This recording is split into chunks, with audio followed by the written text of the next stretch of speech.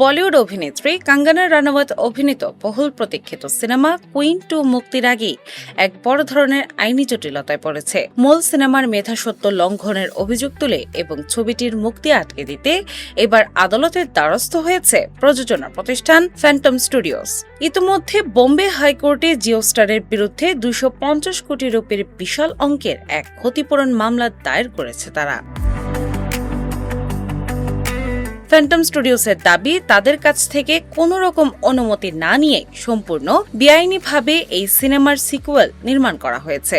ভারতীয় গণমাধ্যমের প্রতিবেদন অনুযায়ী চলতি বছরের শুরুতে পরিচালক বিকাশ বহলের হাত ধরে শুরু হয়েছিল এই সিনেমার শুটিং। সম্প্রতি সিনেমাটির ক্যামেরা ক্লোজ হয়েছে এবং বর্তমানে ছবিটির কাজ পোস্ট প্রোডাকশনের টেবিলে শেষ পর্যায়ে রয়েছে। আর শুটিং শেষ হওয়ার এই খবরটি সামনে আসার পরপরই আইনি লড়াইয়ে নামার চূড়ান্ত সিদ্ধান্ত নেয় ক্ষুব্ধ ফ্যান্টম স্টুডিওস।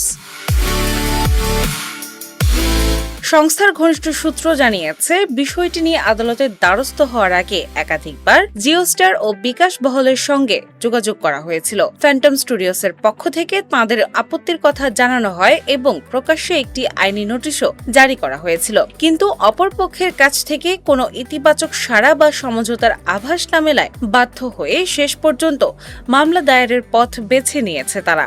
উল্লেখ্য, 2014 সালে মুক্তিপ্রাপ্ত কুইন সিনেমাটি বক্স অফিসে ঝড় তোলার পাশাপাশি দর্শক ও সমালোচকদের কাছ থেকে তুমুল প্রশংসা কুড়িয়েছিল।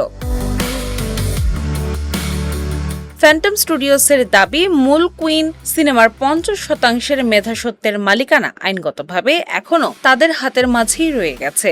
সেই আইনগত অধিকার বলেই এই সিনেমার সিকুয়েল বা রিমেক সংক্রান্ত যে কোনো বড় সিদ্ধান্তের অংশীদার বা মালিক তারা। চলতি বছরের এপ্রিলে এক বিজ্ঞপ্তির মাধ্যমে সংস্থাটি স্পষ্টভাবে জানিয়েছিল যে কুইনের উপর ভিত্তি করে কোনো নতুন সিকুয়েল নির্মাণের অনুমতি তারা কাউকে দেয়নি। ডেস্ক রিপোর্ট, বাংলাবাজার পত্রিকা।